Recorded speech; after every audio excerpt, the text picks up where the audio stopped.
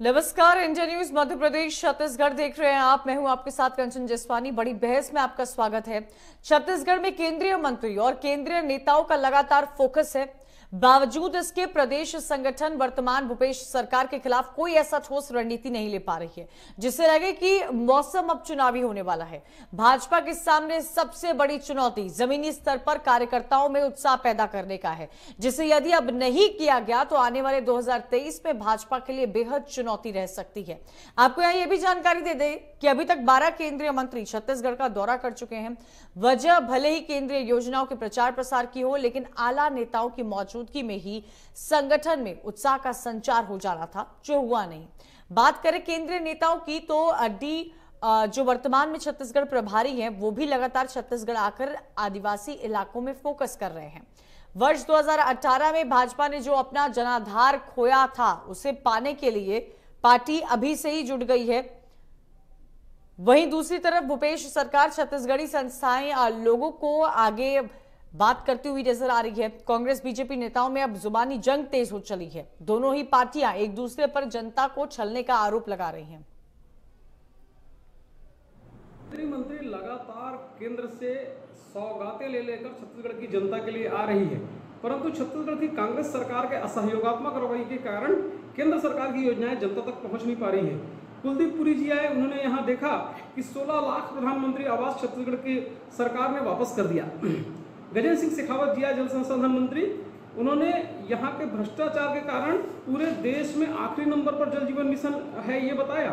स्मृति ईरानी जी आई, उन्होंने देखा कि यहाँ के महिला स्व सहायता समूह को काम देने के बजाय काम छीने जा रहे हैं। गडकरी जी ने तो स्पष्ट कहा कि अगर राज्य सरकार हमें मदद करे तो हम 1 लाख करोड़ रुपए के सड़कें यहाँ बनाने को तैयार हैं, परंतु यह सरकार अपना राज्यांश न देकर छत्तीसगढ़ की जनता के पैसे आसाम में, उत्तर प्रदेश के चुनाव में अपने केंद्रीय नेतृत्व को खुश करने में लगी हुई है। छत्तीसगढ़ के भारतीय जनता पार्टी के नेता जनता के साथ साथ अपने केंद्रीय नेतृत्व का भी विश्वास खो चुके हैं और केंद्रीय नेतृत्व भी अब भारतीय जनता पार्टी के स्थानीय नेताओं के ऊपर बिल्कुल भी भरोसा नहीं कर रहा है। बार बार पुरेंद्रेश्वरी जी ने भी यही मैसेज दिया और जिस प्रकार से लगातार केंद्रीय मंत्रियों को छत्तीसगढ़ का दौरा के लिए भेजा जा रहा है और यहाँ पे उनसे सांगठनिक गतिविधियाँ करवाई जा रही हैं, उससे तो साफ है कि अब छत्तीसगढ़ के जो नेता हैं वो केंद्रीय नेतृत्व के कठपुतली बन चुके हैं। उनके नेतृत्व पे, उनकी कार्यशैली पे भारतीय जनता पार्टी के आला कमान को भरोसा नहीं रह गया।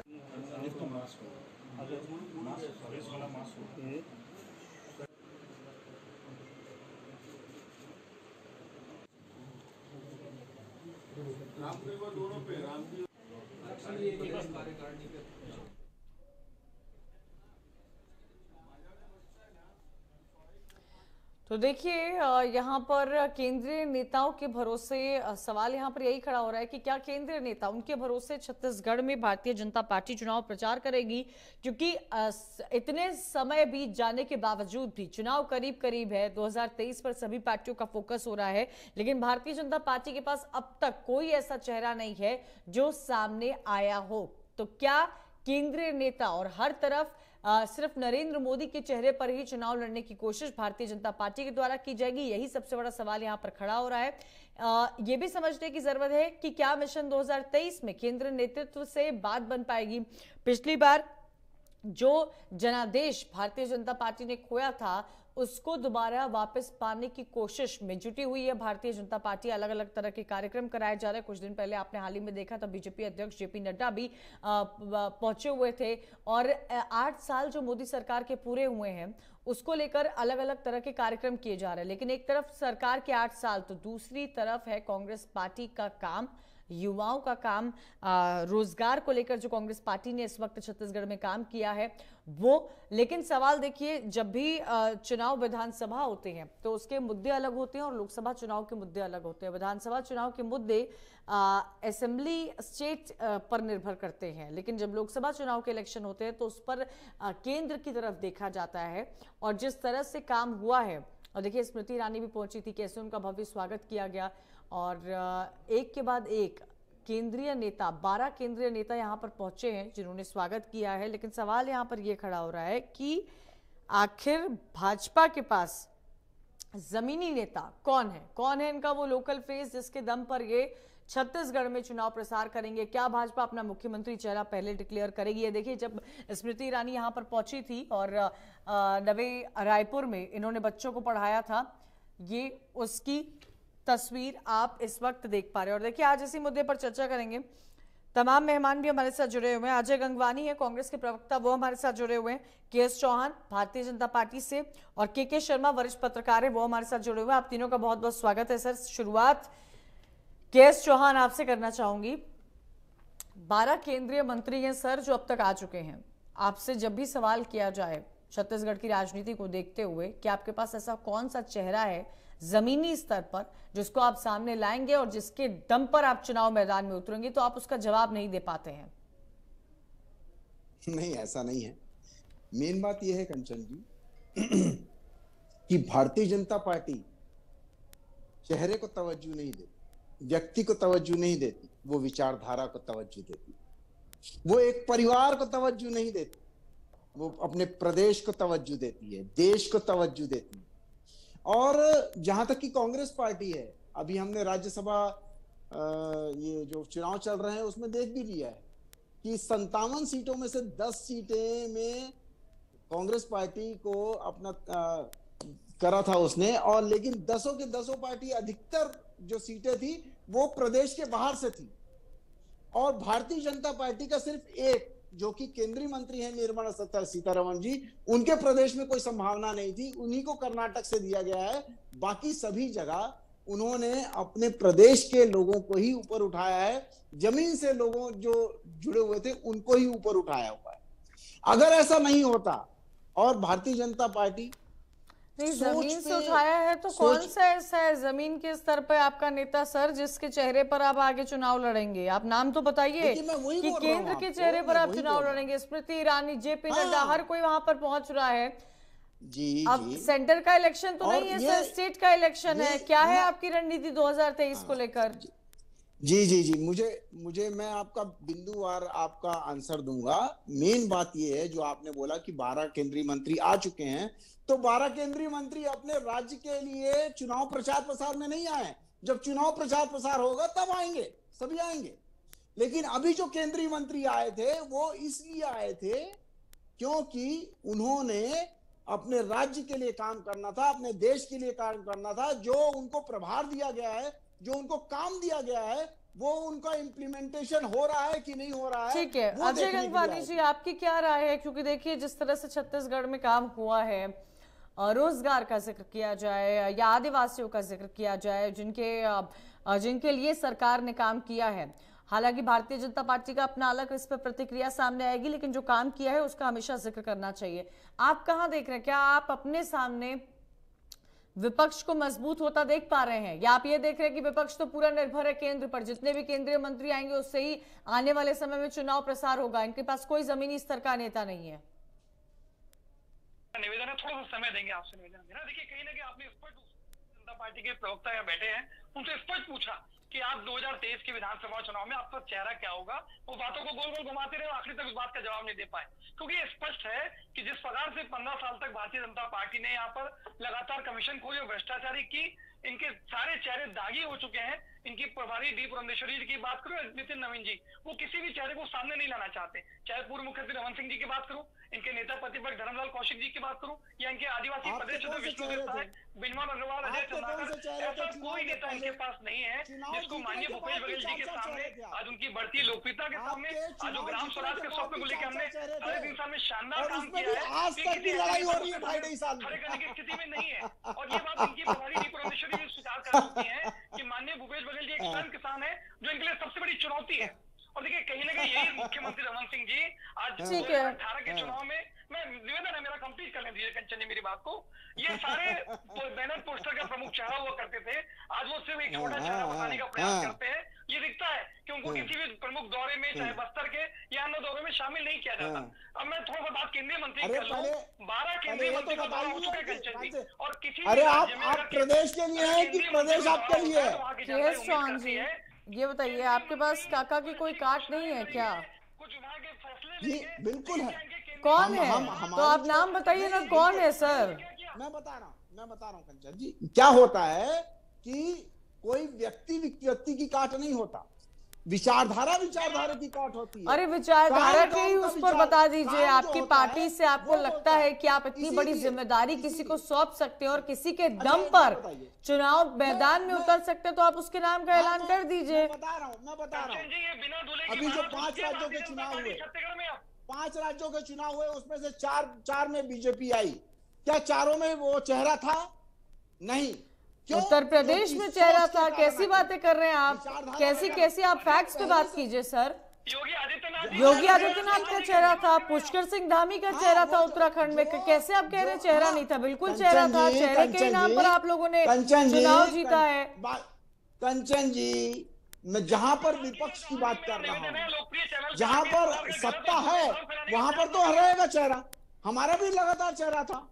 और लेकिन जहां विपक्ष की बात आ जाती है वहां पर चेहरा बाद में डिसाइड होता है, पहले काम के रूप में चुनाव लड़ा जाता है। और ठीक है, के शर्मा जी और प्लीज ऐसे भारतीय बीच में नहीं। जनता के शर्मा जी एक एनालिसिस में इस वक्त लेना चाहती हूँ आपसे।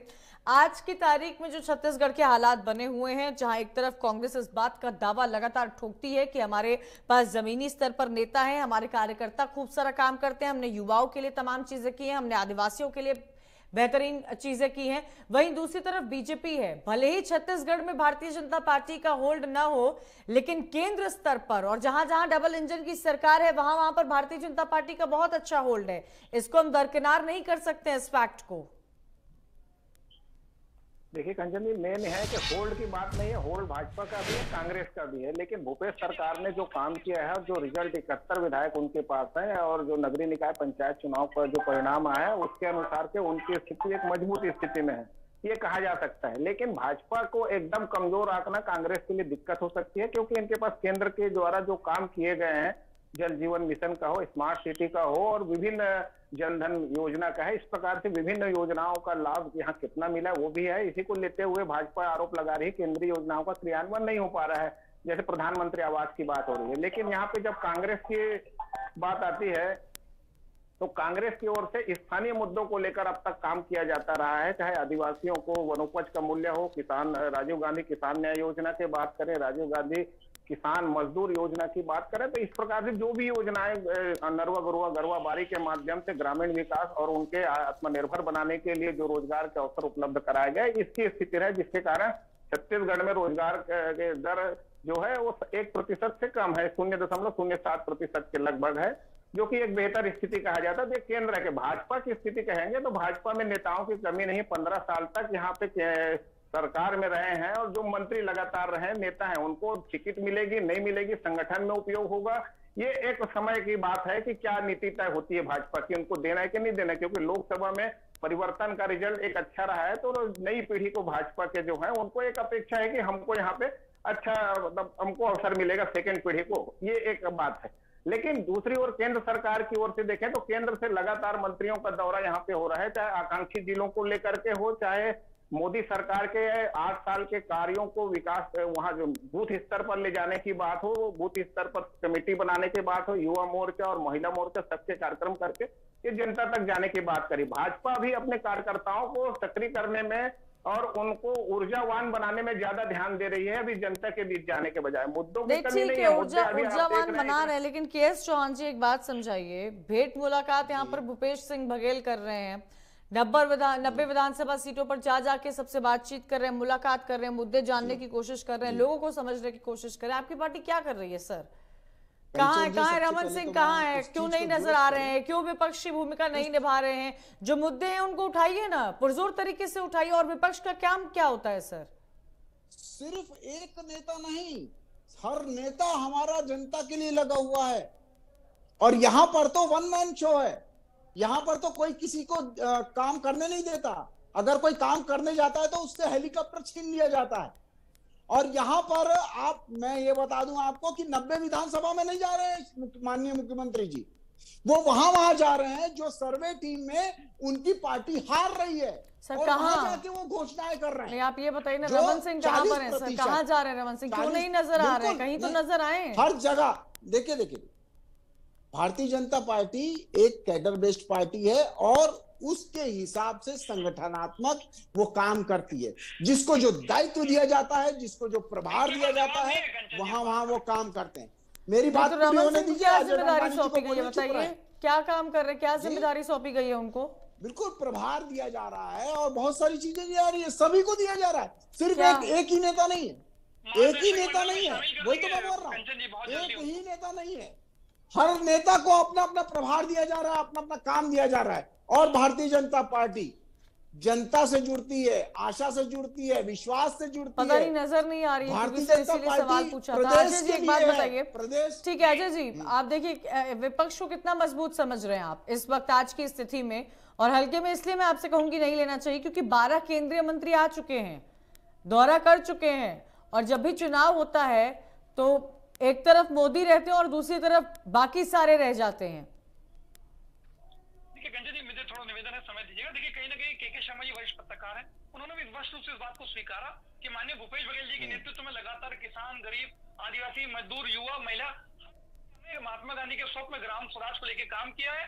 और आने वाले अरे आप क्वेश्चन का आंसर दीजिए, चुनाव की बात करूं, त्रिस्तरीय पंचायत उनके उनके उनके दो चरण के नगरीय चुनाव उनके क्वेश्चन का आंसर दीजिए, इधर उधर बात मत करिए। और भारतीय जनता पार्टी की बात करूं कंचन जी, अरे आप क्वेश्चन का आंसर दीजिए गंगानी जी। मुद्दाविहीन हो चुकी है, नेतृत्वहीन भी हो चुकी है भारतीय जनता पार्टी। हाँ, ये आप दूल्हे नहीं, की अरे बारात जैसा काम सरकार में करना तो चाह रही है। आप हो, आपने 2 से 3 बार सरकार में तो जवान आप जी से हो, पूछा कि चेहरे का आपको नाम हर बताओ, कोई इस हर स्थिति में हर नहीं जो है, मुद्दा क्योंकि लगता कोई है चेहरा ही वो नहीं आपको था। मुद्दाविहीन और लगता है। कहीं लगातार हैं? जो भारतीय जनता पार्टी के नेता है उस पे छत्तीसगढ़ की जनता के हाँ। साथ साथ आज जो भारतीय आप जनता पार्टी केंद्रीय कार्यकर्ता है, केंद्रीय उनके योजनाओं का विश्वास फायदा नहीं उठा को पा रहे हो, और देखिए, केंद्रीय बार-बार योजनाओं केंद्रीय का मंत्री आते हैं, जनता से उम्मीद महरूम आकांक्षा कर रहे होती हो, है कि कोई और आप घोषणा बड़ी बड़ी छत्तीसगढ़ बातें की कर जनता रहे के लिए की हो। जाएगी। उस बात का ये तो आंसर नहीं दे रहे हो आप। राजनीतिक पाखंड है, क्योंकि उस बात छत्तीसगढ़ का में आंसर भारतीय जनता दीजिए आप। पार्टी का जनाधार पूरी तरह समाप्त हो चुका है। तो खिसकते हुए जमीन की समीक्षा हाँ। करने और आने वाले चुनाव को लेकर ठीक है, इसीलिए केएस चौहान जी एक बात बताइए, क्या आपको लगता है, ठीक है केएस चौहान जी, क्या आपको लगता है कि केंद्रीय नेतृत्व से आने वाले समय में छत्तीसगढ़ की स्थिति जो है वो बदलेगी? क्योंकि अभी तो मैं ये समझ रही हूँ कि आप भी मानते होंगे कि आपके जो नेता है वो जमीन पर नहीं नजर आ रहे हैं। सर, केंद्र का ही नेतृत्व है, वही मंत्री है जो यहाँ पर पहुंच रहे हैं, ना ही चुनाव प्रचार प्रसार कर रहे हैं, भले ही केंद्र की नीतियों को ही लेकर क्यों न पहुंच रहे हो। लेकिन आने वाले समय में आपको भी लगता है कि यही वो लोग होंगे आपकी टीम में जो चुनाव प्रचार प्रसार करेंगे और उन्हीं केंद्र के ही दम पर आप जनता से वोट मांगेंगे? मैंने वही बोला, शुरू से मैं एक ही चीज बोल रहा हूं कि भारतीय जनता पार्टी एक टीम की तरह काम करती है, एक परिवार की तरह काम करती है। एक सिर्फ एक इंसान के लिए काम नहीं करती, उनकी खुद की महत्वाकांक्षा कुछ नहीं रहती, वो जनता के लिए काम करना चाहते हैं, इसलिए ये हो रहा है। और मेन बात ये, भारतीय जनता पार्टी और कांग्रेस पार्टी में वो व्यक्ति के लिए काम नहीं करती, विचारधारा के लिए काम करती है, जनता के लिए काम करती है। जब जो चीज संगठनात्मक उनको दी जाती है, ये डिसिप्लिन होता है कि आपको संगठनात्मक जो चीज बोली जा रही है वो चीज आप करिए, दूसरी चीज नहीं करिए। क्योंकि एक प्लानिंग होती है, उसके बाद इंप्लीमेंटेशन होता है। इंप्लीमेंटेशन जो कि कांग्रेस पार्टी का हम 3.5 साल से देख रहे हैं, सिर्फ प्लानिंग करके कागज में काम होता है, इंप्लीमेंटेशन होता नहीं। इंप्लीमेंटेशन यहां होता है। और अभी जो केंद्र सरकार की योजनाएं हैं वो पूरी नहीं पहुंच पा रही हैं, उसका पूरा लाभ जनता को नहीं मिल पा रहा है। आप सिर्फ चुनाव की बात कर रहे हैं, लेकिन वो चीज कहां जाएगी जो हमारा इंप्लीमेंटेशन नहीं हो रहा है, जो जनता के पास जो योजनाएं पहुंचनी चाहिए वो नहीं हो रही है। भारतीय जनता पार्टी इस चीज पे ज्यादा फोकस दे रही है। और सबसे पहली बात, मेन बात यह है कि भारतीय जनता पार्टी शक्तिशाली होने पे विश्वास रखती है, शक्तिशाली दिखने पे नहीं। मेन बात ये है नहीं सर, केंद्र में तो आप शक्तिशाली है भी और दिखते भी शक्तिशाली हैं, तो छत्तीसगढ़ में ऐसे क्यों? जो आपने अभी ये बताइए कि 4 राज्यों में हमारी सरकार क्यों आई? बीजेपी जीत नहीं पा रही है वहां पर, चुनाव में आपकी हार हो रही है सर, तो जमीनी नेता आपके नहीं होंगे, वैसा आपका वोट बैंक पूरा खिसक चुका है, उसको वापस कैसे पाएंगे अब आप सर? कैसे कैसे कैसे बोल रहे हैं आप? जो चुनाव आ रहे हैं आप, ऐसे बोल रही हूँ सर मैं, आपका वोट बैंक जा चुका है, इस लेवल पर बोल रही हूँ मैं। मेरे को उसी का आंसर देने दीजिए। 2018 में वहां से आज की डेट में जो हमारे जो चुनाव हुए हैं, नगरीय निकाय चुनाव हुए हैं और दूसरे चुनाव हुए हैं, उसमें वोट ऑफ परसेंटेज बढ़ा है और 5% से बढ़ा है। वही सर चुनाव तो हारे ना आप 5% जीत आपकी हुई? देखिए क्या आपकी जीत हुई सर? नहीं में 20,000 वोटों से हारे आप। रमन सिंह का गढ़ है राजनांदगांव, वो आप हार जाते हैं तो इतनी सारी सीटें तो आप हार गए सर, आप बचा नहीं पाए। एक साल के अंदर अंदर चुनाव हुए, पार्टी ने जमीन पर आपके नेता नहीं नजर आ रहे हैं। केंद्र क्या मैं बस इतना, ठीक है आप इस बात को मानते हैं या नहीं मानते कि जमीन पर आपके नेता नहीं है सर, और केंद्र के ही दम पर आप चुनाव में आगे बढ़ेंगे? मैं आंसर दूं आपको, मैं आंसर दूं, आंसर दूं कंचन जी। मैं ये बोलना चाह रहा हूं कि आज अगर यहाँ पर नेता नहीं होते, अगर काम नहीं करते रहते, तो क्या वोट ऑफ परसेंटेज बढ़ता? सर और आप क्या अपनी सीट हार गए हैं, vote of percentage? Raman Singh अपनी सीट हार गए हैं। सुनिए सुनिए हमें मानना चाहिए। तो मेरे को आंसर तो देने दीजिए, दोबारा चर्चा करेंगे। आप सभी का बहुत बहुत शुक्रिया, अजय गंगवानी जी, के चौहान जी, के शर्मा जी, हमारे साथ जुड़ने के लिए। क्योंकि देखिए सवाल कई सारे खड़े हो रहे हैं। जिस तरह से लगातार 12 केंद्रीय मंत्री जो है वो छत्तीसगढ़ दौरे पर गए थे, ना ही चुनाव प्रचार प्रसार के लिए गए थे लेकिन केंद्र की नीतियों को लेकर गए थे, वहीं दूसरी तरफ कांग्रेस पार्टी जिनके जमीनी नेता हैं भूपेश सिंह बघेल 90 विधानसभा सीटों में लोगों से जाकर भेंट मुलाकात कर रहे हैं, बात कर रहे हैं। चुनाव 2023 में है, स्ट्रैटेजी बना ली गई है, लेकिन सवाल ये खड़ा होता है कि क्या भारतीय जनता पार्टी केंद्र के दम पर छत्तीसगढ़ में चुनाव जीतने की कोशिश करेगी? इसी के साथ बड़ी बहस में आज उतना ही। कल फिर होगी आपसे मुलाकात किसी अहम मुद्दे के साथ। देखते रहिए इंडिया न्यूज।